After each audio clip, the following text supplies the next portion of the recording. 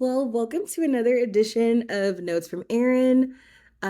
This week, I'm very excited to talk with John, who writes Snob Hub. So when you get, or sorry, I don't know where I was going with that one.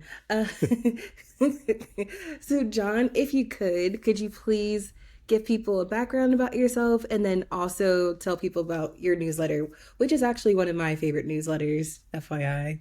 Oh, thanks.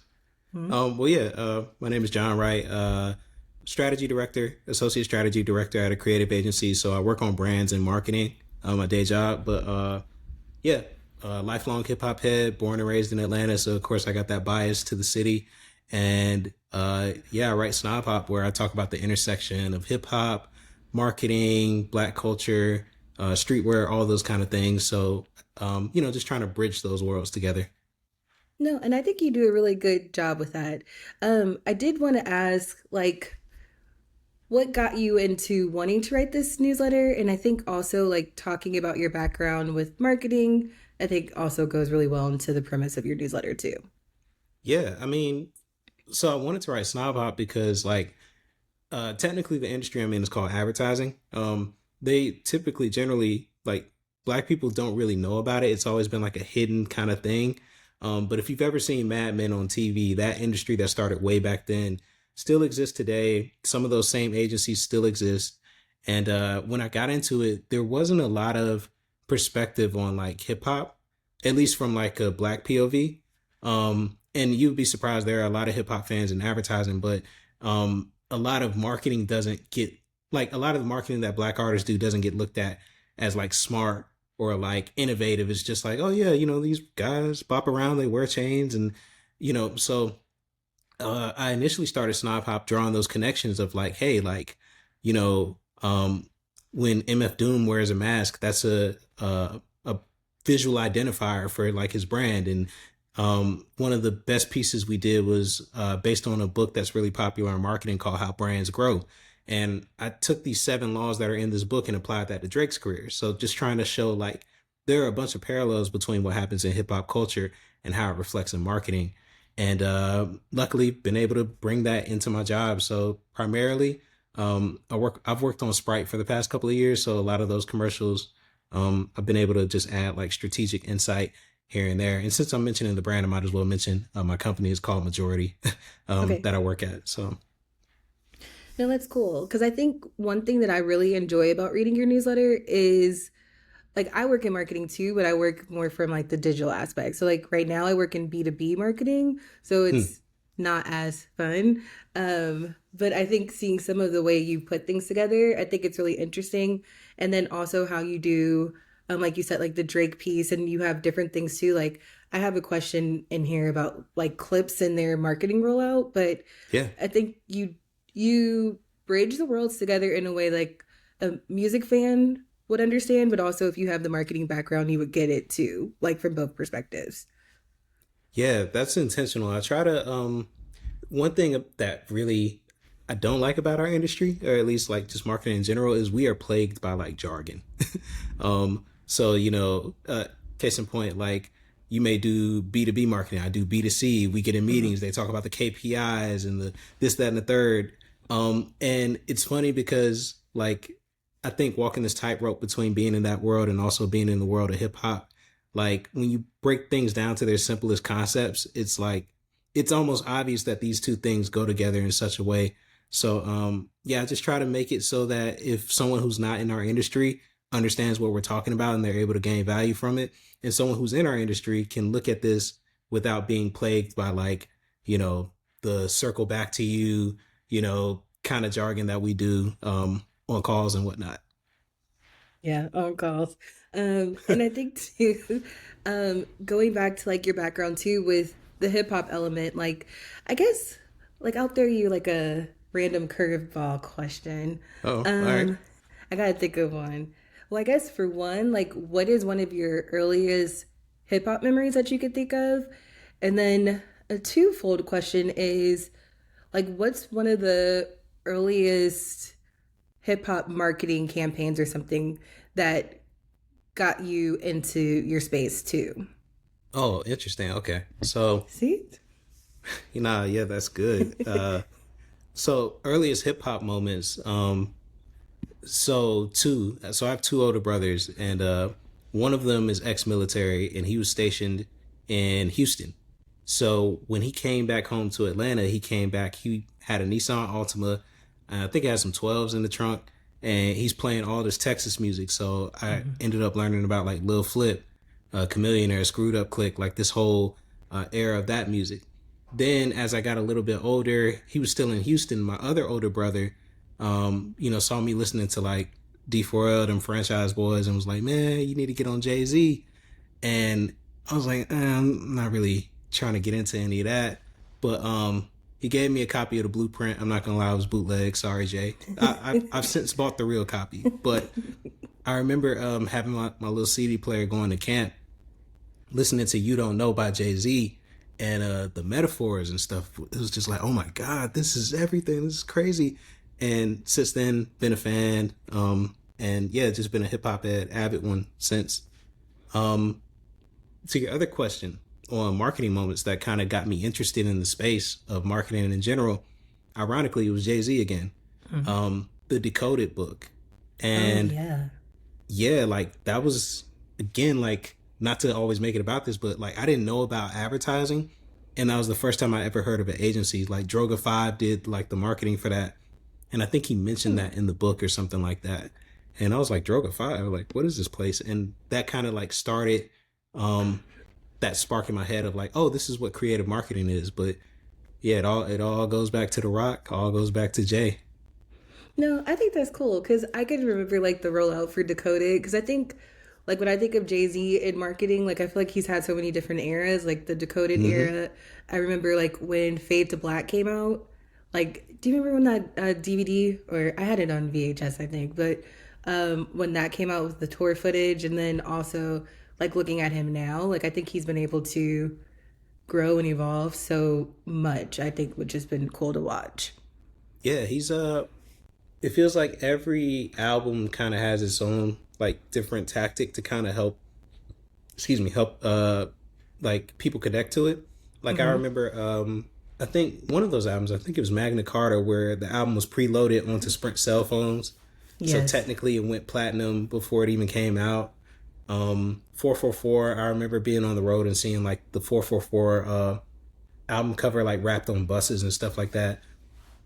And then last thing to stop nerding out about, I won't ramble too much, is um a guy that I know who works in marketing told me about in the 90s, like when he had his street team, like when he was promoting Reasonable Doubt, all the street team members had Benzes and they were handing Dang. out, yeah, like they like, so the lifestyle portion was like really there. So he's always been like an astute marketer, which is really dope. Hmm. No, that's super cool with the Yeah. cars. And then I guess also touching on you being a hip hop head, I won't Mm-hmm. like put you on the spot about that, but like who are some of your favorites? Like I feel like we have some parallels because like I know we've talked about Big Crit before, and Mm-hmm. then you did the newsletter about Little Brother, the Minstrel Show's 20th anniversary. Like that's Yeah. one of my favorite groups, duos. So who are some of your favorites, I guess? Um, I mean, of course, Kendrick, we got him in the background. Huge J. Cole fan. 2014 Forces Drive is like in my top, I'll say top five albums, hip hop albums. Um, Love Crit, Return of Forever is my favorite project from him. That album is a certified classic. Um, Drake, I know, like, that whole thing last year, but no, I mean, phenomenal songwriter. And if I check title right now, he's probably in my most streamed artists. But yeah, those are some of my favorites. The Little Brother thing, ironically, is one of my brothers. That's his favorite group. Oh, But cool. yeah, like, but they're cool. I like Fonte. Foreign Exchange technically isn't a hip hop group, but um, Thank yeah, people. like same like universal music. Um, Mm-hmm. what about you? I'm curious to know like who are your top fives? I would say Jay Z for sure. Okay. Um, I feel like my top five wouldn't. I don't know if I have a top five anymore. I feel like it fluctuates all the time because I am a Libra, so I try to like throw Mm, people in, throw people out, and I'm like, oh. I would say like just people who I listen to a lot. I would say Jay Z. I would say Crit, of course. Um, hmm. I would say Nas probably. Oh, okay. Um, and then I feel like I've been listening to like a lot of like lately. I've been listening to a lot of like newer people, kind of. Yeah. So I've been listening to like I wouldn't put her in my top list, but like I've been listening to a lot of Lotto, um, which is well Atlanta, um, Yeah. and yeah, I would say also like older stuff. So still like a lot of Little Brother. Um, yeah, I feel like it's been a mix. Like I don't know. I feel like what I've been listening to lately has been kind of all over the place because it's been like that stuff, but then it's been a lot of like Olivia Dean, which is I think which Oh, is like okay. stuck in my head right now. Yeah, the playlist I think you sent over had like a lot of Olivia Dean on there. And I wasn't familiar with her, so like appreciate you sending that. Yeah. I feel like she makes me feel like she's a person that like you know how there's music that you feel like you want to listen to but you want to like dance in the kitchen? Like I Hmm. feel like that's the vibe she gives me. Like she just makes me feel happy, which That's is interesting. Yeah, so okay, wide range. We listen to a lot of the same stuff. I think even with Lotto, I was listening to like a double XL freestyle she was on maybe like 2 days ago. And I had like a newfound appreciation for her, like listening to the cipher because like the people she was on it with, all her contemporaries like Flo Milli, couple other people, they were dope. Like, but like the way her vocals like cut through and like yeah. her presence and like her cadence, breath control. Like she was always a good rapper to me, but I was just like, dang, like okay, even on the spot like this with just like no backing vocals and stuff, like I was like, yeah, she got it. Like, No, I definitely think so cuz I even used to watch her in the rap game like I'm sure a lot of people did, but even just like she's always been dope, but like seeing how she's evolved, I think it's been really cool to actually sit and like watch it. yeah, yeah. From what year was that? Oh my god, that was like, Like 2016 or something? Or it's probably yeah. earlier than that. I And feel like 10 years COVID later, really took, yeah, it was a long time ago though. yeah, it. I think you're right though. It was like 2016, 2017, and now she's like out of here. Yeah. No, it's cool to see. And I would imagine too, being from Atlanta, I feel like you guys have a lot of people that you've seen, like maybe like as an underground artist or like coming up and then blowing up now. Cause I feel like in the Bay Area where I'm from, we have Mm, artists that are popular, but I feel like we also kind of like stay in the same bubble within the Bay Area. Like there's people interesting. who touch outside, but I feel like aside from like Too Short and E40, I think La Russell kind of too. But I feel like it's really like I don't feel like a lot of Bay artists have popped in the way that they should. Feel like it's such a tough thing to do, um, especially now. And I know I'm jumping ahead, but now with like AI and whatnot, like it's like I like what the Russell's doing though, because even working in marketing, like, and I have a lot of friends who are artists. I'm an artist outside of working all that stuff too, and Mm-hmm. like they, they're always asking me about like the best way to market, the best way to do this, that, and the third. And I literally preach the same thing he's preaching to them, which is like visibility. Spend money Yeah. on ads. Ads aren't cheating. Somehow there's like become this whole thing that if you pay to like put your stuff out there, you're not doing it the real way. But it's like It's virtually expanding your reach. that's it. Like Yeah. everything's not gonna go viral. And like honestly, virality isn't gonna like it's cool, but that's not like a strategy for long term. So Mm-hmm. I really like what he's doing on top of the music. No, and it's so funny that you say that because I was gonna ask you about that because like how he's so DIY, he does a lot of like you said, like he markets his own self. And even like when you see him on social, like I think how he has like the little kids coming and rapping with him on the stage and stuff like that. And even like how I don't remember exactly what it is, but I think people like pay what they want to go to his shows and Hmm. stuff. Like I Yep. was gonna ask you, like as a marketer, what do you think about his business model? Oh, it's smart. I love it. Like Mm-hmm. it's I mean, he just figured it out. He cracked the code. Like he's got the content covered up and down. He's Mm-hmm. figured out ads. So he's figured out ways to expand his reach. I think he mentioned in a clip I saw the other day how expensive it is. Yeah. Like he said, 1 month, or I think it was 1 month, he spent like 120,000 on like ads. But Mm, like in the amount of shows he got booked back, like he kind of was able to get that back. yeah. Um, yeah, I just think he's cracked the code. Like even like you said, like inviting fans on stage, turning those into pieces of content, creating like these memorable fan moments that they can now Hmm. use to evangelize him to other people. Like the pay what you want model. Because even he Yeah. said like you may have someone who only pays $1 to get in, but then you'll have a super fan who pays $200 and it covers the other 199 people who did the same thing. So Yeah. like from a marketing standpoint, and even from a business standpoint, I'm like, yeah, you figured out something dope. Yeah. Well, and I think the thing that is nice too is because you also see him like on so many podcast interviews and stuff like that, or like on those clips. And I think like, especially like in a business mindset, I think it's really interesting that he shares what he does because I think often people would kind of keep that to themselves because of Hmm. marketing or because of like their business model. I think how transparent he is about that, I think is also part of part of his appeal, I guess. Yeah, I mean, it's the funny thing is it's like Gary V. um, Mm-hmm.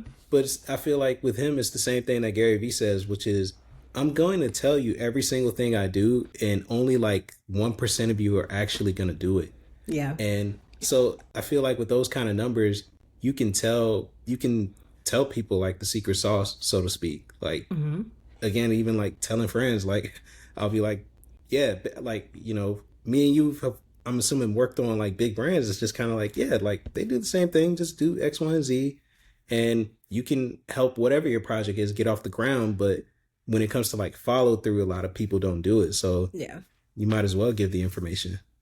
No, because I also feel like I hear people say like there's so many people in my space that it doesn't really matter. Like, but you still have to do something to separate yourself, even if you're being given tools or like information.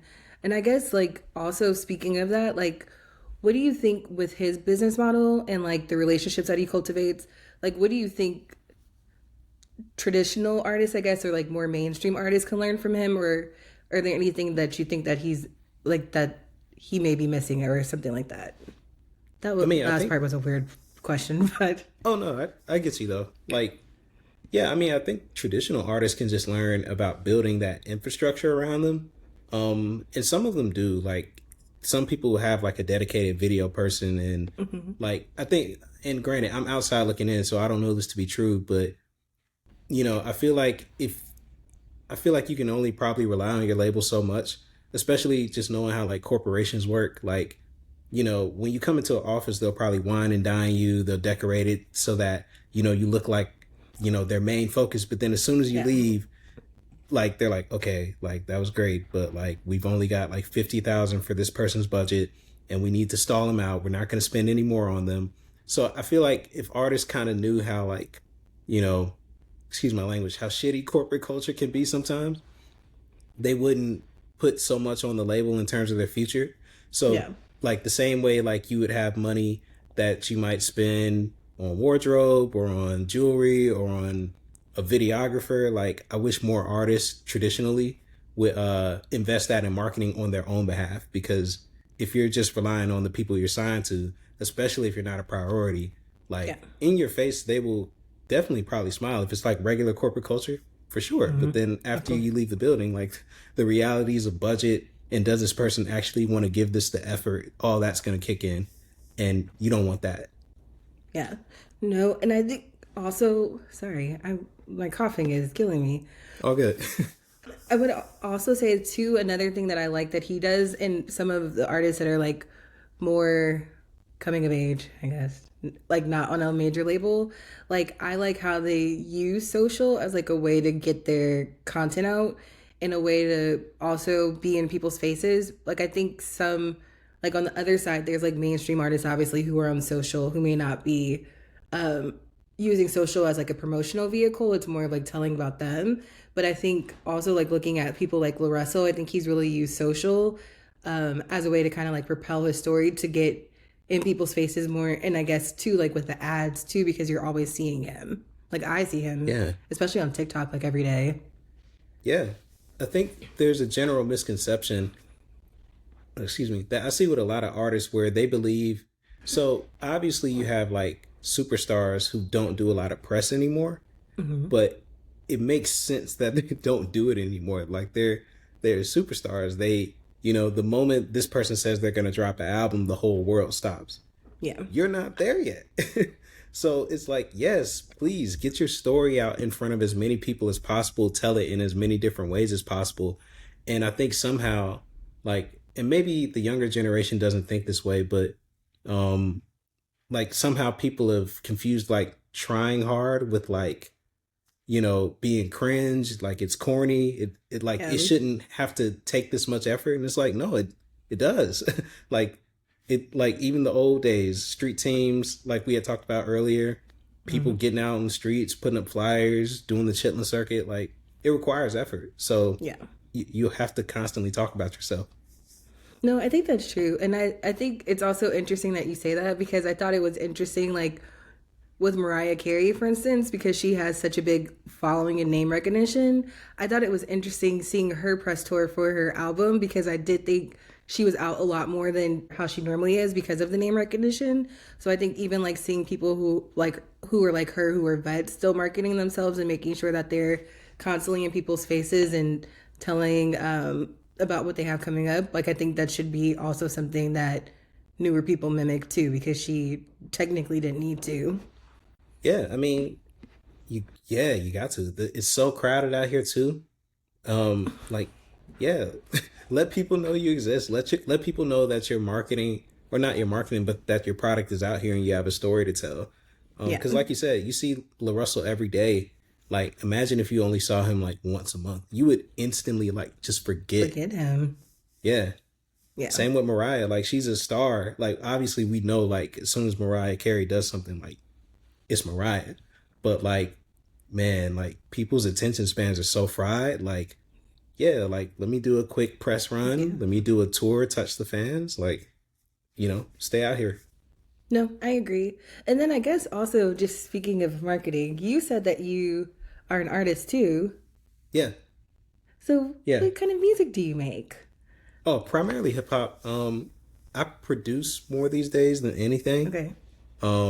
So yeah, I there's a abundance of drum machines out of picture that you can't see. But yeah, consummate hip hop head. So I produce for some of my homies. Trying to get some more placements here and there. Oh, I But love. yeah, I used to be in a rap group. word. Really? Okay. Yeah, I couldn't What was the rap. group? Uh, oh, I couldn't Uh, rap. It was Tell me called later, all right? D Ink, but I don't have I couldn't hold my breath or like I was trying to hold my breath and rap, so I didn't have good breath control. Hey, I mean, the kids punch in nowadays, one or two lines at a time. Like that's yeah. You could always pick the pen up and just, No, no, no. Because it started like I used to go into AOL chat rooms, and this is like around when College Dropout came out. So, like, mm, you remember like Get 'em High? I would like go into the chat rooms and pretend like I made that song, and then I just kept doing stuff, and then, ah, yeah, okay. Oh four, hey. I mean, shoot, that's a good song to pretend like you made. That's one of exactly. especially on Dropout. That's one of my favorite songs on Dropout. Same. Well, and then I guess also going into AI, like how you had mentioned that. Hmm. So I loved your newsletter on AI and hip hop because I think I'm like one of those people who's a little here and there about AI. Like I do Yeah. understand that it's a powerful tool and it's something that's very helpful, but I try to use it like very sparingly Hmm. because I don't know, some of it kind of scares me. So I think for one, what inspired you to write that article? And then I wanted to go into some of like, well, yes, I think that was my first question. No, I mean, there's just so many changes happening on the landscape. Like in just October alone, like I think those main three examples, really those two examples of Zanya Monet, I think is her name, and her creator doing the CBS interview, and then Timbaland introducing like his AI artist to the market. Like, there's been a lot of rumbles about what's happening in that space, and I feel like we're at this kind of crossroads, so to speak, where it's just like, man, it's all right. It's there's nothing you can do. It's here. Like it's messed up. I'm not a fan of it either, but it's like we're here now. Yeah. Yeah. I mean, even and then the last thing I just remembered, the AI covers that 50 Cent co-signed. I do think for as much as I don't like this, there Hmm. two things he said where he was like, one, you can't fight AI like it's here, but there was an interesting point that he made about the AI version might catch somebody that he missed. So, a hip hop, they may not be into hip hop, so they didn't like 21 Questions, but this version of the song, they may be like, oh, I get the lyrics now, and let me check this guy out. Um, Granted, you could always remake that song with real live human talent. Um, but yeah, it's we're here. We're here. No, I think it was interesting the 50 Cent one, but I think what you had posed in there is like, yes, you could be touching people who may have never heard the song, but then there also is like those implications of like the royalties and who will be paid. Like, I thought that that was a really interesting question because I did, like, when you wrote that, I was like, oh, I hadn't thought about that, but that is actually something really interesting to think about. Yeah, because like and I might be explaining for people who already know this when they hear it, but like in a perfect world, song is 100% of a pie. If there's one writer, one producer, producer gets 50%, writer gets 50%. Cool, simple math. But like even then, right? Let's say this AI version takes off and you start hearing it at like a ball game or somehow it ends up on the radio. Um, like it's not registered anywhere. I guess the composition is, the actual lyrics are, but the music has changed. So it's like, well, does the producer now not get paid? Because, you know, you're using, but I mean, it's part of the composition. So maybe they do. Also, like, who's collecting the royalties? Also, who's like tracking this stuff? And like you're not using the master, so I guess, but you use the master to make the AI version. It No, gets that's what I weird. thought. Hmm. Yeah, like you obviously probably like put either the lyrics by themselves or the actual song in Suno or something like that, and then you generated this version. It just gets tricky because that's only if two people are on the song. Now imagine if it's like 10 people on the song, like, and that song takes off. Then it's like, okay, um, even if there's a cease and desist ordered and it's still floating around YouTube and YouTube ID is able to like identify it, like someone somewhere is collecting money on this. How do you keep track of it? Do I deserve a piece? Who gets what? Like it gets like I think none of those rules have been established yet, and it gets kind of weird. No, I think that is interesting because I didn't think about if there's more than one person. Because imagine if like, this is like a dumb one to say, but like "We Are the World" is that the name of the song? Where it's like all those Yeah, people on it. Like if that randomly took off because it could, because we're in turmoil. I mean, well, someone yeah. could remake that, but would all those people get royalties from that? Hmm, That's where it gets tricky. It's that's like interesting. because I feel like I don't know how they do covers, like with song covers, if you have to like get some type of, oh, it wouldn't be a sync license, I guess, but some kind of license to do covers like people do on YouTube. But is the AI version then considered a cover? And then do you need a license for it so that people are properly getting compensated? Like it all kind of tracks back to why I guess UMG recently struck like that settlement with Suno, um, to give them access to the platform because like the cat's out the bag, so to speak. So you're not going to be able to like backtrack from where we are now, but it still becomes just like a like excuse my language, a bit of a clusterfuck of like who who gets paid? What is the best you can do is partner with these spaces and try to cut down on the piracy, but even then you can't really do it. Mm-hmm. No, that is interesting because also the Sunos thing was interesting too because I know what did you call her? Zaina Monet? Zaina Monet. Yeah, I think that's her name, Zanya. Yeah, because like even like her creator, how Mm-hmm. she does the poems and then the music, like the lyrics, she puts them in Sonos. I had never heard of so. I mean, maybe I don't know. I didn't really know how they were doing that, but with that Gail King interview, I thought the interview was actually really interesting. Yeah, it's on one hand, it's like she figured out something novel. So I wouldn't want to like take the credit away from her for that. Like, salute. You figured out something novel and interesting, but at the same time, it's just kind of it's just weird. Like to know this is coming and also be like, this ain't it. Like I've seen the clips online, and then the weird thing is people are inspired by the songs. So it's like these are her actual lyrics that she's written with Yeah. these AI backtracks that she's generated, and at best she's just picking through hundreds to find one that she thinks will resonate. But then you have people in real life who are like, "Oh my god, I love this song," and they don't know that the person they're listening to is AI, or the person they're listening to is crazy. Um, but they don't know that it's not like a real human, and so it ends up on the charts, and then it's just weird. No, it was really weird to me because then also the way that she looks is also one of those AI caricature things.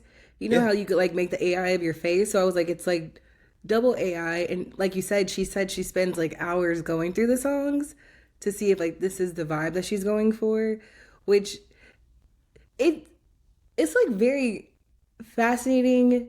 It's like weird, but it's also very fascinating. Like I don't know. And I think the question at the end, you put this in your newsletter, and then Gail had asked it too, which was like, if a non-black artist creates black music, like what is the implications of that? Because I know you said that's like a lot to unpack, but like one of the things that I thought of when you wrote that and when I was thinking about it was like language, because Hmm. technically, like if it's not a black person, but they're creating music like a black person, like in a Ooh, way, it felt yeah. like it was like blackface ish.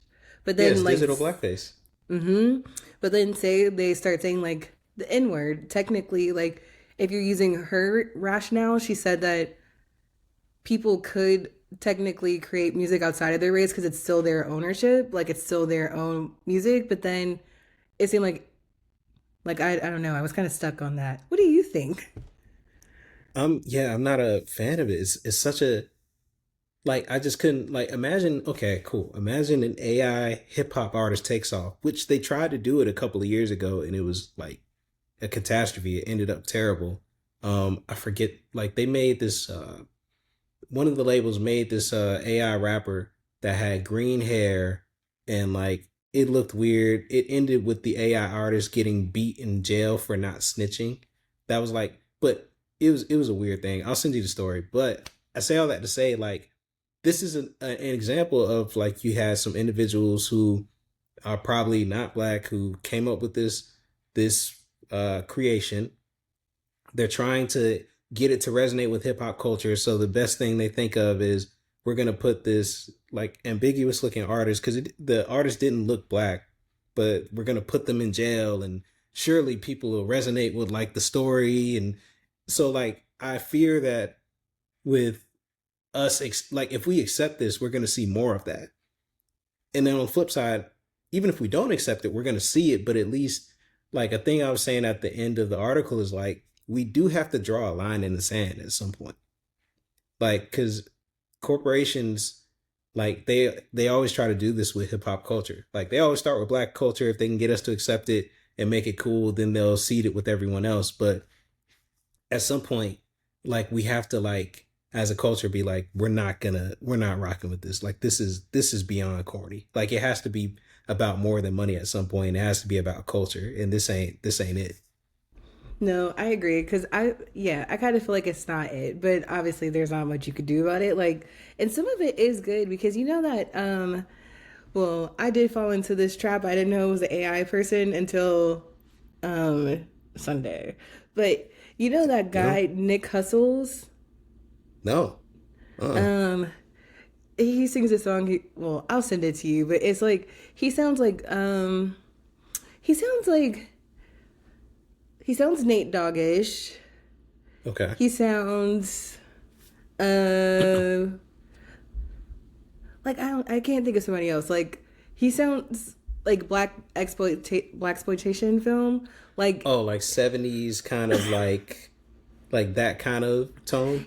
Yeah, but it's like contemporary songs. So like the first song I heard, he says, "Stay blessed, my nigga." I mean, well, that's positive. Like that's the song. And then there was another one, and it was like "Stop Snitching." Like he has like contemporary songs, but I didn't Mm, know it was a fake person until I did like this whole thing and told my mom. I was like, "Oh, you'll like this song," and then I went on Reddit and realized it was an AI person, but sometimes you can't tell, but you do have to be like mindful of the culture. Like, luckily, his person who created him is black, but okay. it is very weird. That was gonna be my next question, like, cause yeah, I think we'll definitely see a rise in like digital blackface because of this. Even like I can't remember. I was researching something akin to this because like virtual influencers are a thing just in general. Like that part of culture has like popped up, and in other parts of the world they kind of rock with it a little bit. But to your point, outside of music, like I saw like a black AI model on Instagram, and like the creator was a white guy, and yeah, but she has like a million followers. And the funny thing is, when I saw her avatar on Instagram, I could tell like a white dude made it or somebody white made it because like don't get me wrong, like black women wear red lipstick, but like the shade and like the way the person looked in their Abby, I'm like, this kind of looks like, minstrelly a little bit, like from that era. And I know a black person wouldn't think to do this. Like clearly someone who wasn't black put this together. And like, sure enough, I found their creator and I'm like, yeah, okay, wasn't us. No, But that's interesting. It's interesting that you could tell from the lipstick. yeah, because it was just something about the Abby was just like I don't know if it was like the shades or just like the way it came together. I'm like I just feel like, one, I feel like if a woman made this, and especially a black woman made this, like they're more mindful, or a black woman know how to do makeup, know how to do your own makeup.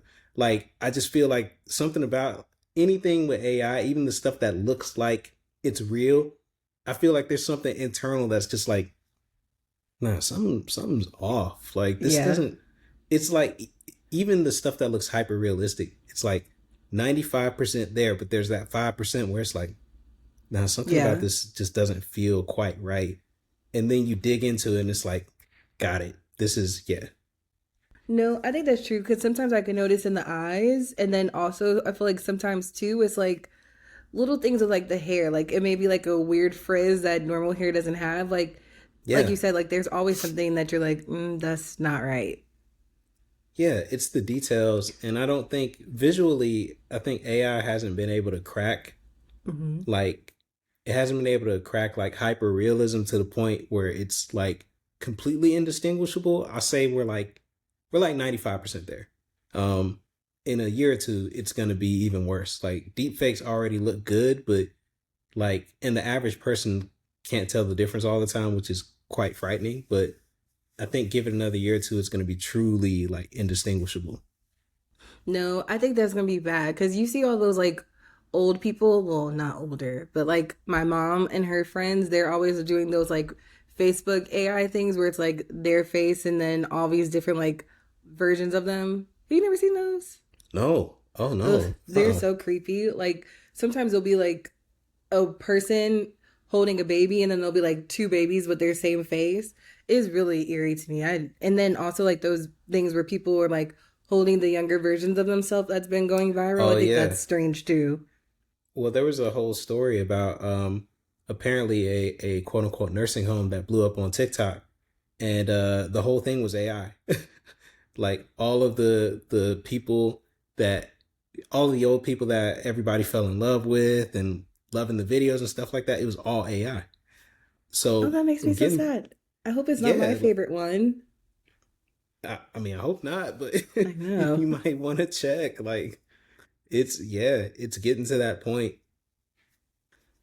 No, I dislike. And then also like two, I know with the Timbaland article or like the Timbaland clip, he had Yeah, said that he uses it like as a second opinion, which made me think. So like you know how like in our space in marketing, I don't know if your job is like this, but we're always encouraged to like use AI. So like we're like for one to make things more efficient and also to like improve your workflow, or if you're like stumped with something, you should use I was curious, like, what are your thoughts about like why it's acceptable in certain spaces, but when you see like a creative field like music, it's I would say it's not that's frowned down upon, but it's kind of um like kind of in a way because Hmm. like I think some of the mainstream examples that we have of AI, it's like obviously like Timbaland and 50 Cent, but then obviously like the Drizzy, Drake, Metro Boomin stuff too with like BBL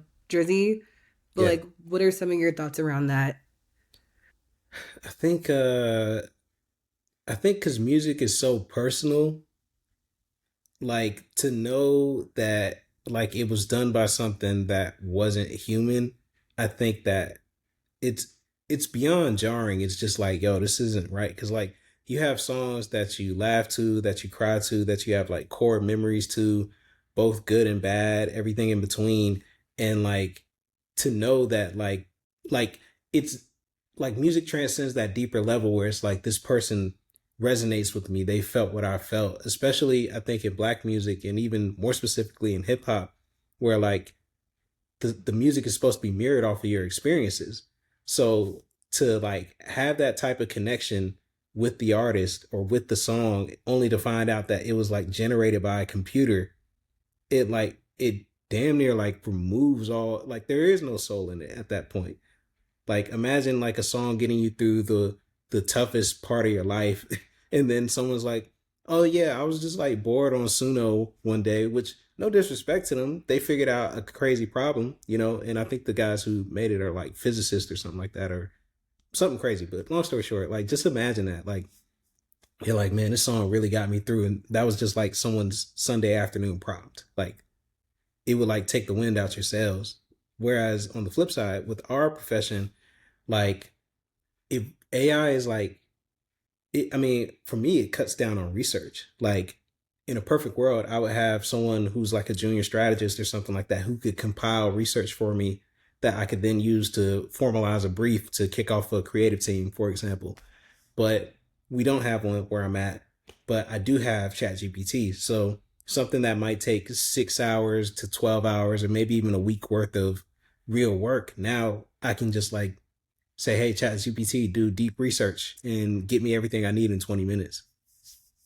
So, I mean, you know, pros and cons, but for personal stuff, I feel like if it's supposed to be about human connection, we shouldn't be using AI like that for human connection. No, I think that's true. And I think also, like, you cannot, like, I know that we always say, like, we're technically training these tools to take our jobs. Like, yes, Mm-hmm. some industries, yes, but I do think, like, especially in marketing and comms, I still think you do need that human connection and that human touch. I think maybe eventually it will get there, but there's still, like, in certain aspects, there's still something robotic about what you get back from ChatGPT or like Mm-hmm. Copilot. Like, it doesn't talk like a person to me. Yeah. It's Uh, even, I think, so I've always seen people talk about how they can tell when ChatGPT like has typed something. yeah, but they And keep saying that M dash, which people have been doing that forever. right. Like I don't even look at that anymore. I think it's to your point. I think it's like a tone thing where it's like Mm-hmm. I've noticed like on Twitter, like people have regurgitated posts where they'll be like, say if it's hip hop, they're like, you know, people think hip hop is really about X, but in fact it's Y. And like just that syntax alone, I'm like, man, this is Chat GPT speak. Like it doesn't feel like a person wrote this. No, it feels very like you said, like it feels tone deaf or like, well, not tone deaf, but like, yes, I get what you're saying. Yeah. Robotic, as you mentioned. Mm-hmm. Like because everyone will get the same kind of like response in different ways. You could be talking about cooking. Cooking really isn't X, it's really Y. And Mm-hmm. it's like, Well, yeah. No, I think that is true. I think I'm gonna start looking at that because I know, like, I'll see posts, like, even like on Substack, sometimes I'll see people with notes, and you know that they ran their notes through mm, something because they're, like you said, they're very that way, or they're very like, I can't think of the word, but it's like, I guess giving you a lesson, like, if you want to do this, do these 5 things, and then, oh man. like, you could tell it's a formula. And quiet as kept, I like because I like Substack. When I started seeing those types of notes, like fill the feed, I was just like, we're Hmm. here already. Like this is the life cycle of the app we're at. All right, cool, bring it on. Yeah, well, sometimes I try to do it because I'm like, I could see some of them, like you'll see, and even like on threads or something like that, you'll see something like that and it'll have like 500 likes or something. So you see that people are engaging with it. But when I try to regurgitate it, I can't do it. Like it feels too gimmicky. It doesn't feel authentic to myself. Because I think for me, like if I'm talking like myself, it would be kind of random. Yeah, But I think that's my vibe. but I feel like that's cool. Like I think the 5 steps thing, like I don't know, it even with AI, like it's not AI. People, well, it is, but it isn't. There's something about it that you just kind of read it to me at least, and I'm like, man, this doesn't even feel like maybe this is helping someone, so I'm just being a cynic, but I read it and I'm like, this just doesn't feel human. It just feels like you're throwing stuff out there so that you can get your impressions up, so that you can push someone down a funnel to buy a course or something like that. And, Yeah. do your hustle. But at the same time, it's just like, man, this is distasteful, I guess. I don't like it. Yeah. Heavy on buying a course because very true. Yeah. I mean, and look, everybody got to get paid. Like, I just, like, can you at least type the note? Like, you can bulk schedule them, but please don't GPT it. Don't do it. Yeah. No, I agree.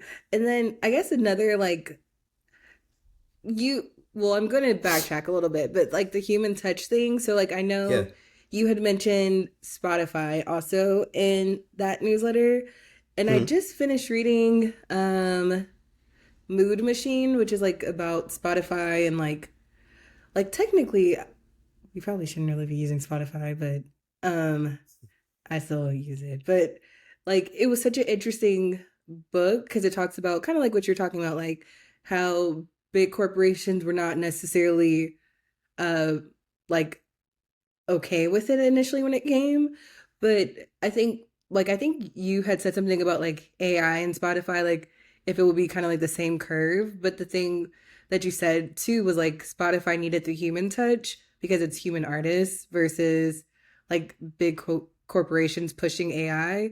So I guess like for one is I know I had a question with this, but like I think my question would be like well, I guess okay. So with AI artists and platforms like Spotify, where they do need the human touch, like obviously, if they more companies start getting like AI artists, they'll probably start going on streaming. Um, what do you think about like the need for like? Do you think? Well, I guess this is probably my question. This is like Mhm. a roundabout way to get there. Do you Yeah. think there will ever be a time where real artists no longer matter in the same way if they have like these AI artists? Because I think, like you Hmm. said, like I think we'll start seeing more AI artists on like billboards, like Billboard 100 and stuff like that because people don't know. And I don't know if that's more of like a problem with people and how they consume music where they don't know, or if it's something with the companies. But do you think there'll ever be a time that, for one, like real artists don't necessarily matter in the same way? And then also, what do you think that says about like fans if we can't figure out if it's an AI artist versus a human artist too? That was like a really roundabout question. No, but I get you. Is so. Hmm.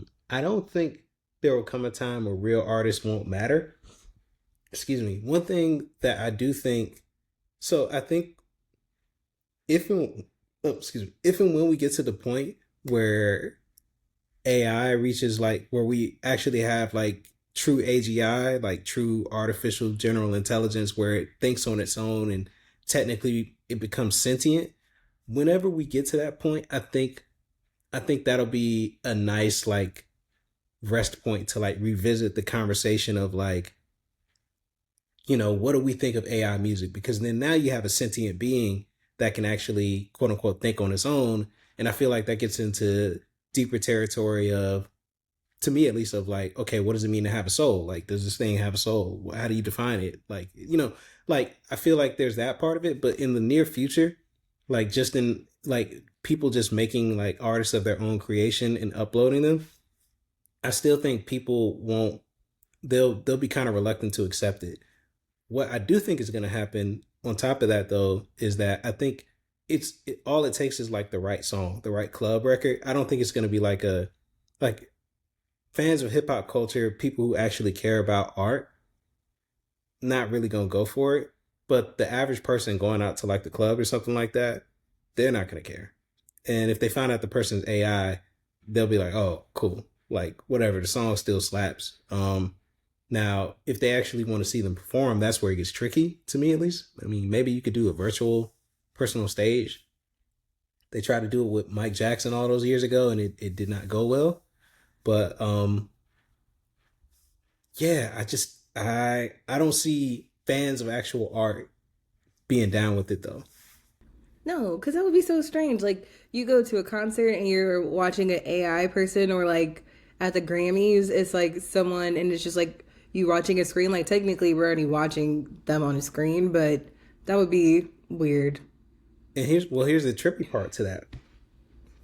And I'm Mm-mm. not gonna lump you into this. I'm just gonna say me. I'm old, so like the younger generation, the generation that's grown up knowing, not even Gen Alpha at this point, maybe a little bit younger, like that generation, all they know is Google Fiber, and they know they're gonna live in a world where AI is just like the norm. Like I don't think they'll be that upset about watching a virtual person perform. It'll just be like, oh yeah, sure, whatever. Like, and I don't think they're as turned off to the idea of virtual influencers or AI, so they may rock with it. I think my generation, our generation, it's like, nah, this is if it ain't made by a human, then I don't want it. No, because I was like, oh, this is strange. Because I feel like I remember the thing with Michael Jackson. Because wasn't it like his hologram? Yeah, and I could be mistaken. It wasn't Mike. I think it was the Tupac thing at Coachella years ago. Oh yeah, that is weird. Yeah, I don't like that type of stuff. It kind of creeps me out, to be honest. Like I don't, something about it just feels eerie, or I mean like, it's draconian. It's like, yeah, the person's not here, but I mean their catalog can still make money. That like who and then whoever owns the rights to their image and likeness, which is also another weird thing. And then I'm not an IP attorney, but then I feel like there has to be like negotiations now where you talk about owning someone's image and likeness virtually, and how does that like how do all these things come together? It's weird, like you said. it's so strange. It's strange, but it is like very interesting, even though it's very strange. Like I don't know. Yeah, I mean, because it's like this is where it's all going. Like like it's here. Hmm. Um, yeah, without like rambling, that's like the short and long of it. It's like, yo, this is here. And there are ethical ways to use AI, and there are ways in music where AI is being used that I don't think are that bad. Like I have seen I saw a music producer on like a producer show. He was in the studio and he needed a trumpet sound. But there's no trumpet player around. So he used his mouth to kind of voice the notes, and then he used the AI plugin to turn it into like the trumpet sound he needed. Oh, that's cool. Yeah, so like stuff like that, like I don't have an issue with that. Like, and there are other AI music plugins out there, and then some people use AI for administrative stuff, bookkeeping, etc. I think that stuff is cool. But yeah, I mean, I think where we are now with AI, it seems to be like innovation seems to be plateauing. Like it doesn't seem like anybody's gonna reach AGI like that. At least Yeah. for the next couple months. But Months. yeah, I I thought you were mean, gonna say years. oh no, I think I could be wrong, but yeah, I feel like between us and like we're racing with China right now, and Hmm. somebody's gonna reach it first, and whoever reaches that first is gonna win big. Because I mean, like true true sentient intelligence, like yeah, game changer. No, and I feel like even like, because I feel like I don't know if these are AI, but like I feel like even like when you look at like, I feel like we've been dibbling and dabbling in it for a while. Because I think like I kind of think of AI as like a form of AI, even though it's probably really not. But like it does something different to your voice to make it Hmm. kind of like how AI is. And then also like, um, I'd never say this word correctly, so like you use your words really well, but um, like post Thomas, that's not, you know Oh, what I'm saying? posthumous. Yeah. Posthumous, like, Yeah, like when people have passed away. like technically, like in my head, like that's a form of AI, even though it's not like considered AI, but like how do they get those old voices? Like even like the new song, it's like Aaliyah and Tank. But like how do Yeah. they get like I don't know if that was like pre-recorded and he just took it, but sometimes how they like make the songs like the melodies, like I would imagine that's something. Maybe it's not like traditional AI, but it seemed like it would be something. They usually take songs that they never finish because artists are always working. Yeah. And what you can do is like music is so, time based and like signature, long story short, like Aaliyah could have something in the vault that just never came out. And it could literally be like 8 bars of something. And maybe they may strip the old beat off. You know that it's like 93 BPM or something like that. So you can get someone to make a new beat around it. And then, they may take multiple pieces of different songs she had. Like, oh, this 8 bars goes with this eight that she did over here. So cool, we've got a hook and a verse from her, and then we'll throw Tank on it, and then now it's like a new Aaliyah song. Oh, that's fascinating. I never really knew how that happened. It's, I mean, it's a crazy thing. Like so all that to say, like if you ever hear artists talking about like burning all their stuff if they pass away, it's because they don't want to end up in situations like that where like who's to say, and this is no disrespect to any of them, but like who's to say that she would have actually done a song with him if she was alive? Like, but whoever Yeah. has rights to the estate can kind of just do what they want at that point. Mm. No, that's really interesting. Well, I guess too, I have like another AI question. I feel like this Yeah. kind of goes into like two things because so one thing that you said was like your prediction around like if AI becomes bigger, then some hip hop artists will like go back to underground, I guess. Hmm. And I think like I wrote this down because I wanted to ask you this because I thought about this. So like if they do shift because if you think about it like a lot of AI, like if AI dominates commercial hip hop, but a lot of commercial hip hop technically takes from like underground hip hop. Like, what do you think that that pipeline would be? Hmm. I don't know. That's tough because like I feel like culture, like hip hop culture, is moving back underground anyway because like commercialism has just kind of just like hip hop has kind of been like pimped out to this point more or less to where like like I won't say we've lost our way, but it's like I feel like this AI thing has been the thing that is like we've jumped the shark. We've gone one gimmick too far. So I don't know what that pipeline will look like. I feel like if something's underground enough or if something's offline enough, it'll be hard for mainstream to actually replicate that. But then you'll always have people who will figure out a way to make a living by like selling that and packaging that to labels. And there's nothing new under the sun. So no matter what sound is come up like comes from the underground, someone will be able to replicate it. Um, AI is getting so good to that point where someone will just put their song in, one of these generators and be able to like, you know, package that with their AI artist. Now, I think the question for us then becomes like again, line in the sand, like do we support this? And the same way our community can come together and like boycott Target, for example, like do we boycott this? Do we say like, all right, this has gone far enough? Because I feel like if we do it and it's unsuccessful, then they'll stop doing it because it doesn't make money. But um yeah, I don't know what that pipeline looks like, but it's gonna happen. That's the scary Yeah. part. No, and I think it also made me think about like your article on the clips rollout because I feel Yeah. like, especially like looking at the clips now, I think they've been nominated for 2 Grammys, I believe.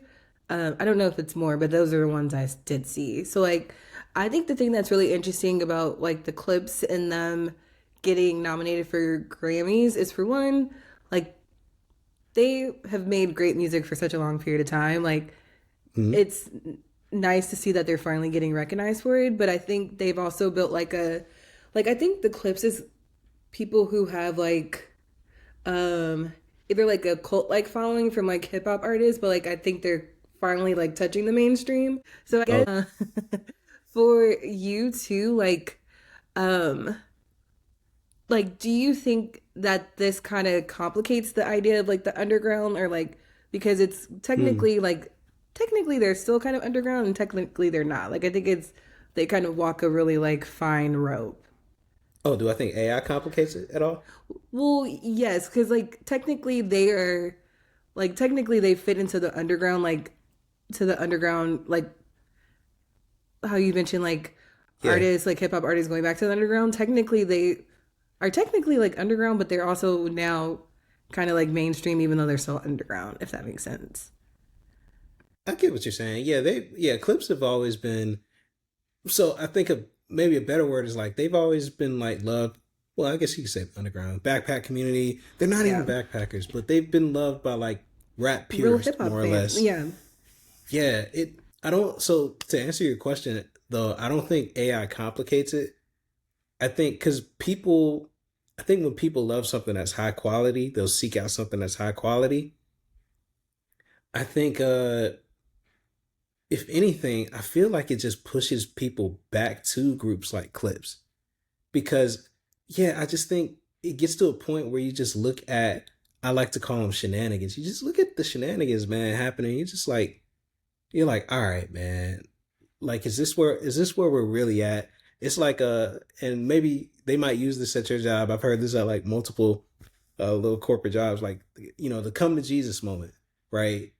Where project ain't going right, and then everybody's like, all right, what are we doing? Like, I feel like this AI thing that's happened, especially in the past couple of months, has been that moment, and I think it pushes people back to groups like Clips who normally wouldn't get like the acclaim and praise, which is kind of what we saw with their rollout.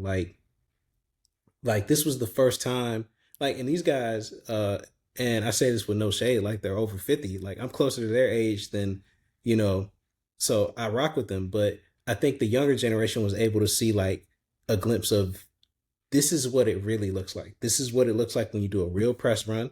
This is what it looks like when you really promote your album. This is what it looks like when you really rap at like a very high level and that you actually take pride in your product and you have taste. And I don't think that they'll be able to get that from AI. Like, even again, no disrespect. Well, I'm not even going to say their names, but um, like we saw like some prominent artists who were in the studio together put out a project or put out a song and the art cover was AI, and I think maybe the visual with it was AI, and like everybody was like, what is this? Like, you couldn't just pay real people to do the art? Like, we don't want this mess. And like, What are you talking about? Oh, well, don't oh, say it. I'll tell you offline. Okay, But okay. you should know. You've seen it. One is a producer, one is a singer. But they put out a song and the cover was AI, and people were just they weren't feeling it. So Okay. because I think, to their credit, if they ever see this and feel a way, is that I think I think it's because people hold them in such high regards as artists, as true artists, that they're like, surely you wouldn't like do some shit like this, like. But yeah, that I think that's a testament to people, and we have to give people more credit. Long story short, like they see shit that isn't real and that doesn't line up, and they're like, nah, Yeah. like you are the people we count on to have taste, even though you don't sell the most records. We know you have taste, so we expect a higher level of just like a higher taste level more than anything. No, and I guess too, just like randomly too, like with their rollout for Clips, for instance, are you still listening to their album now after Yeah. the rollout? Hmm. Yeah, I listened. I went on a walk earlier, and I think I listened to Ace Trumpets, but I'm not sure if you saw, but they're still promoting the album, Yeah. Well, they just had a and new video come out today. yeah, it's beautiful. It's like, I think, it's funny. It's a wrap back to the earlier conversation with Russell. Mm-hmm. These guys, Mm-hmm. they're going harder. They got, so I think in total they got 5 nominations. best Oh, rap that's good. album. Yeah, like, and this is their window, so they're not playing Mm-hmm. any games. Like the Mm-hmm. day the nominations happened, they had a GQ interview published. Now they got a new music video. Like these guys are veterans doing this, and they're not ashamed to promote their product or think it's cringy to promote. So, like the No, younger generation, yeah, like they're out here. no, and I think they've been doing so good because even like when they were on tour, I like seeing all those like tour videos of like the people in the audience and like them preparing. Like, I think they just did such a good rollout, and for them to continue because like sometimes too like people will do a rollout because the album's coming out, but then once Hmm. it comes out, they kind of like lose the momentum. I think even just seeing the continuous steam that they have is really cool. Like, I hope they win all They got to win five. something. Like, yeah, nominated for five. There were some good albums this year, but yeah, that album was really great. No, it's great. Like, and even like the one behind you, I like that album too. But I feel like I listened to the Clips album more than that one because I feel like I listened to that one. Well, because I think I listened to that Yeah, one like maybe for a few months when it first came out, and then now I just listen to pockets of songs. it's so tough. I listened to some of GNX yesterday too. Um, it's I think excuse me. I think it all really speaks to the theme of our conversation too. Like these are just like it's just like high quality rap. Like I don't believe you could ever get this from AI. And now that you mention it, it makes me think of a lot of those AI rap songs that dropped last year. Like even the people who are feeding the prompts and even the output that comes out, like it doesn't sound like it's like yes, this voice technically sounds like Kendrick Lamar or it sounds like Drake or something like that. But the cadences aren't right, the bars aren't great, like it drives people back to wanting like a high quality project like this or like the Clips album. Yeah, no, I definitely agree. Yeah, because I think also just like I think even if you're just like a visual person, seeing even like some of the content that comes out, like the videos, like because I think too with like the clips, I think the videos make me like the songs more. Because even though I like the Mm, songs, like I think the way that they've been doing the videos, I think they have such good high quality, like you said, but also they're like so moody. Like I think they did a really good job. I think they did like a really good job with the videos that they've put out. yeah, it's I haven't seen the new one for Mike Tyson blow to the face, but I haven't it seen that kind of one. oh that's the one that just came out, I think. Or was it no, it was FICO. It was Yeah, FICO. that's my Okay. favorite song. Mike Tyson blow to the face. I love that Really? song. I think my favorite song might have been so damn it's tough. So Be It and POV are up there, but I think All Things Considered is highly underrated. I think there's not a song on there that I don't like.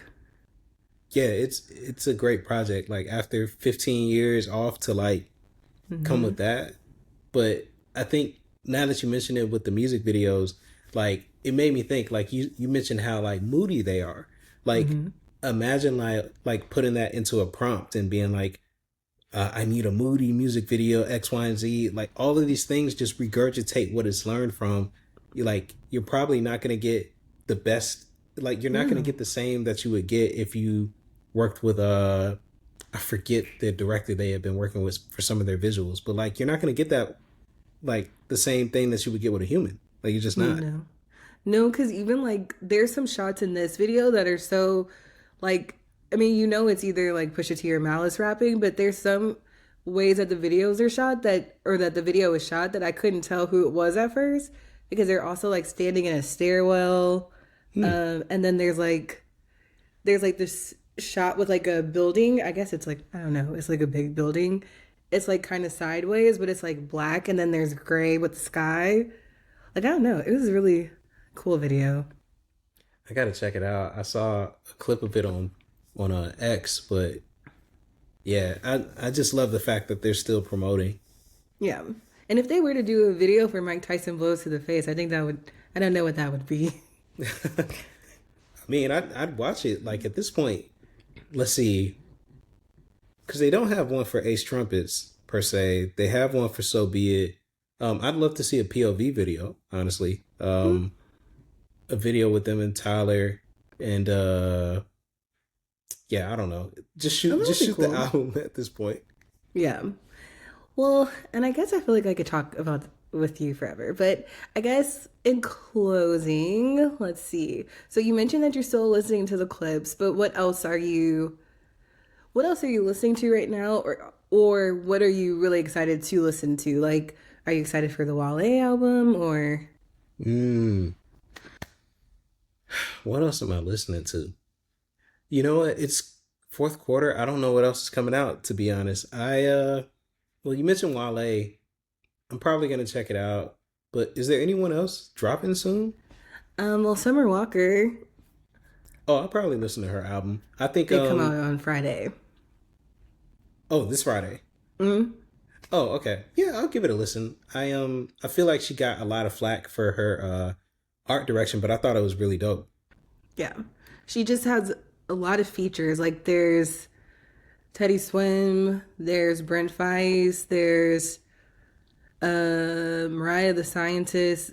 Like I think there's like 12 songs. I feel like nine of them have features or eight of them. Like it was a lot of features, but I mean, I like Summer Walker's music, so I don't think that they would be bad features. But I mean, she's got a great voice. She can write. Like, yeah, I mean, feature heavy albums. In this day and they have their time, I will place. say, oh, what's up? I was like, they have their place. But what were you They gonna do. say? Same thing. Like, they have their place. Listeners can get fatigued very easy. So, like, having variety, I think. I was trying to find the words. But yeah, I feel like having like a variety of voices like keeps people interested. Yeah. So I'll Well, give and I it a think shot. too with like, because I think one that I'm interested to hear is like the Teddy Swim song because I like Teddy Swims, and like Mm. obviously Teddy Swims is like soulful, like he has like songs of the Lucky Day and stuff like that. But I think he's also more like I don't know what you would call him because he's like soul, he's like pop, he's like a little bit country, he's a little bit rock and roll. Well, he's not, but Huh. like I really Okay. like him. Yeah. So I think that that would be an interesting feature. And you said it's only 12 songs, and I saw like she did the thing where it was like table 1 through 5, Yeah. which I like. It's a really like conceptually, it's really dope. But yeah, I do wonder how many people are gonna be on. Like, is it gonna be like two or three people on one song? Um, but No, oh, it's a person because she did hmm, like so she did the tables and then today she did the disc or like yesterday I think it was like the disc. So because I think it's supposed to tell like a story, like the finally over it aspect, but yeah, so like the first disc, like they're obviously all on the same CD, but yeah. like the first disc had like, because I feel like Chris Brown's on there too, but it's like a lot of like R&B people, and then well, I guess they're all R&B because then I don't remember if there was rap on it. I can't remember who else was on it, but So she may be doing like a double disc or like a. mm-hmm. Oh, okay, okay. Ooh, so shoot, she might be hitting people with like 20, 30 songs. And then if you have that many features, I guess it makes sense. Hmm? No, no, it's only 12 songs, but it's Oh, like so it's still only 12. yeah, because it's like Okay. six songs on one and then six songs on the other. I think it's like Hmm. all one thing, but maybe if you buy it like at Target, even though you're not supposed to go there, maybe it was like two of them. But Okay. I mean, I'll just listen. But yeah, I'm curious because yeah, that's a lot of features. So I'm wondering how that's distributed. yeah, no, Oh, unless some of those are producers, maybe, or I skimmed it. So, oh no, so it's all artists. Okay, interesting. because I would like to hear the one with Brent because I like Brent, but I like I like his vibe. I feel like they would in my head. I feel like they would mesh well, like story, like subject wise. I feel like they would be Yeah. aligned. Have they worked together before? I don't think so. Oh, okay. Nah, that'd be crazy. Yeah, that actually makes sense. Because it seems like Okay. it would give like I feel like it would give like Boy Bye from like Ari Lennox and Lucky Day. Like I feel like it would be kind of that vibe, but maybe the Yeah. opposite because he's technically like a playboy, and then she's also like emotional. So I feel like the back and forth could be interesting. Yeah, I'm surprised they haven't worked together before. That feels like a good combo. Like you said, that duality that's there, Mm-hmm. especially between subject matter. Like, hmm, okay. Yeah. Well, keep me posted on your thoughts. No, I'll check it out. Like, yeah, I need something to balance out. Well, there's no hip hop really out like that. Um, so Well, yeah, Big Crit has a new song that's coming out today or tomorrow. I always I feel like this is a story probably for another day. Crit did like I he doesn't get his just due. No, I love Big Crit is probably like my favorite. Like I think I've seen Big Crit in concert like 13 times. Oh wow, okay, yeah, I know. I know. no, but he's good. Like I think like after Cadillactica, I still paid attention here and there. Hmm. Um, Forever's a mighty long time. I bought that too, I think. But yeah, I he was just that mixtape run from the Yeah. blog era is like that was enough for me to be like, this guy's the GOAT. And then of course, like he went on to a major and like then like Hmm. his but he's back. So I'm always check him out. Like always gotta make sure I check out his music. Yeah, because I feel like his last album, I can't remember the name of it now that I'm saying it, but I feel like I liked it. I feel like I didn't listen to it as much as I listened to older music though. It felt like a departure from his regular sound. Yeah, because it was It this. What song was on there? Road Clean, I think. Have Well, I you like ever that rolled song, clean? but it was that one song that was like, uh, oh dang, So it's cool. not like Shut Up, but it was like some weird song. It wasn't so Uh, cool. It was something else. no, because I didn't really like So Cool that much either. Oh, okay. Now I feel like I want to see really quick, but it was a song. I don't. Oh dang, now I can't. Let me tell you really quick. It was called.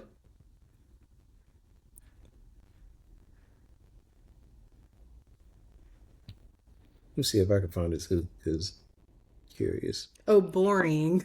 Oh, of course, that would have been the easiest thing to remember. Yeah, I admittedly that was one of those albums where like I heard it a few times. I was like, man, this is cool. But Mm, like I was like, like the more like I won't call it subdued, but like it was very much like mellow. Um, and I really want him to get back in that bag of like the old soul samples, but I know like clearance and money, like it probably just doesn't make sense economically. But from Crit was here all the way to even Forever and a Day, like yeah. that was like top tier. No, I agree. I'm hoping that this is because I feel like the first song I liked, he did a snippet of the new song on TikTok. I mean, no, on Twitter, Instagram. Sorry. Um, and I did like it. Like, so I'm hoping. Hey, he ain't never let me down. No. He's never gonna like the singles. I always like usually his singles are cool, but then I go in the album cuts. I'm like, okay, Yeah. these are the gems. Yeah. So I don't think Crit will let us down, No. or I'm hoping not. Like he's on a his catalog is one of the few that like anytime something drops, I'm like, Yeah. and would love to work with him one day. Shameless plug, but yeah, Oh my God. Yes, that would be so nice. And then just bring me. I'll just, if it I'll do. happens, yeah, Oh my God, I would cry. yeah, no, I mean, hey, if he sees this, yeah, nah, that's automatic. Okay. Well, and I guess just in closing, if people want to get in contact with you and if they want to read your newsletter, I'll put a link to it. But if you want to give like a 10-second spill about your newsletter, like I did mention, it is one of my favorites. I wait for it every single Friday because Oh, even, appreciate it. like I put it in my newsletter every single week. I'll be like, oh, I read this article. Like I think you do such a great job at like well, I think you do a great job at writing, but it's also more than writing because I think even like some of your streetwear stuff. I don't really know that much about streetwear, so I feel like I'm like learning, but you write in a way that is like I feel like I said earlier, like you don't have to be in marketing to come to your newsletter to feel like you understand. You don't have to be the biggest into music to come and understand. Like I think you just do a great job at like bridging everything together. No, appreciate you for reading and supporting, and more than anything, thanks for having me on here today. No, it's just been dope to talk about all this stuff because like talking hip hop and AI, I'm down to talk any of the stuff anytime. But yeah, to your point, if you want to find me, snobhop.substack.com. Totally free to read. We publish every single Friday. It's either going to be about hip hop, streetwear, marketing, or how these all come together. And feel free to become a paid subscriber if you want to. It's kind of cheap, you know what I mean? Um, but yeah, and then you can just email me at snobhopmedia@gmail.com. Well, perfect. Well, thank you so much, my friend. No problem. Thank you for having me on here.